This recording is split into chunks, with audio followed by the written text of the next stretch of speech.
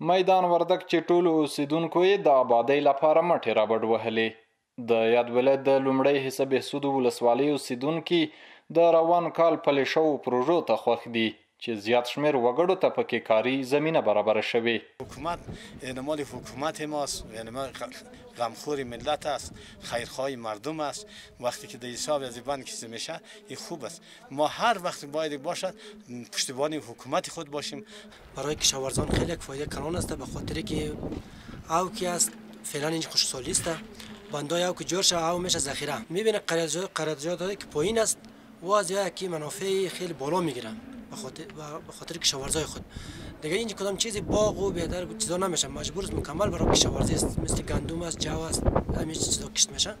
به خاطر از دویم دیگه که میتونیم ما از این بند استفاده برق کنیم. د دې ولایت د سیندیز حوزې ریاست مسئولین وایي په لومړۍ حصه بهسود ولسوالۍ کې بېلابېلې د اوبو مهار او پاکو اوبو رسولو پروژې تر کار لاندې دي. سږکال د افغانستان د اسلامي امارت د خپلې بودیجې لخوا څخه د حصه اول د بهسود ولسوالۍ ته یو چک ډیم منظور شوی و.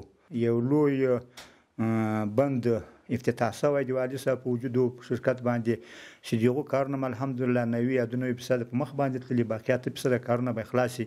د محمد صلی الله علیه وسلم د خیره بنسټ په نامه باندې یو شرکت ته د هغو لخوا څخه 3 د اوبو شبکې خلکو ته زموږ د ریاست تر سرپرستۍ لاندې کار اخیستلو ته تیار شوی او خلکو ته تسلیم شوي دي.